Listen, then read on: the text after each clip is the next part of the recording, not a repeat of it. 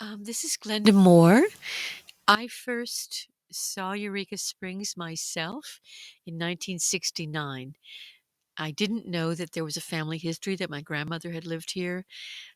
I was fell in love with the town, but it was like a dying town. Uh, there were um, hardware stores or that looked like museums. Was one craft store. Um, Gary Egan was here, I believe, in 1969, and slowly the town grew. I finally moved here in 1977 when I had married a chiropractor, and we had a clinic. We bought a house at 21 White Street and had a chiropractic clinic there. Had a child that year. My daughter Rima was born in that house.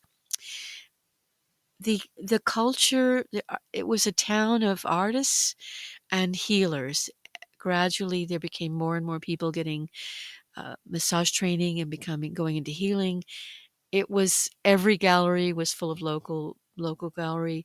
The Ozark culture was very strong here. There was a wonderful gallery from Mountain View, extension of the Mountain View Gallery downtown, and um, there was a one parade a year at the Ozark Folk Festival. All the children could be in it if they wanted to. People were in costume. It was really wonderful bringing together of the community and the old time music. I moved away in 1989. I got a divorce um, in when my daughter was 5. I lived on very little money, maybe $6,000 a year, $500 a month. My ex-husband, didn't really want to pay child support, and I feel like I lived out of the culture. I grew part of my food. Um, I made a life for us. I had a teaching degree, but I cleaned churches and houses for a living and tried to make that a very positive experience. My daughter says she did not feel that we were poor because we had time. We had time to take walks and pick raspberries and all the cultural events, all the festivals of the year we celebrated. So I think that was a real gift from my grandmother and my blood, Ozark culture, and I experienced that myself. But eventually, the education opportunities were so poor here, and uh, I decided to for us to move when my daughter was 11 to California and take my Waldorf teacher training at Rudolph Center College. I was out there for 7 years. I became a Waldorf kindergarten teacher where you make all your own toys. I carved little wooden animals. I knitted little animals. I made dolls of all different sizes out of natural materials. I plant dyed silks for the puppet play and the nature table. Everything was handmade. I, f- I feel like that came from my Ozark heritage. I moved to St. Louis when in 1996 and was there for 18 years. I had a home kindergarten there. I moved back home to Eureka Springs in 2015, which was 7 years ago now. When I came back, I bought an old Victorian farmhouse and on 8 acres, 15 minutes, 7 miles north of town on Highway 23.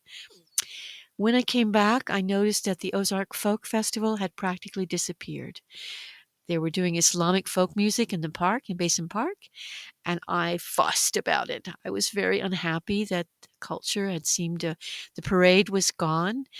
There was a parade every 5 minutes, but I talked to Andy Green with the CAPC. He was the events coordinator at that point, and I proposed that we do a living history event. And he liked that idea and he funded it for me. We had 20 artisans, mostly I organized it at the community center. And my vision for the event was that we would have everything that would have been here, anything that we had would have had to be here between 1850 and 1900. We were in costume. We had Kit Shepherd in doing Native American traditional lore and healing. I had Kaylin Toombs as a farmer from the area doing preservation techniques. I had Terry Gibson as a seventh generation white oak basket maker, creating baskets and selling them. Lorna Trigg made shoes.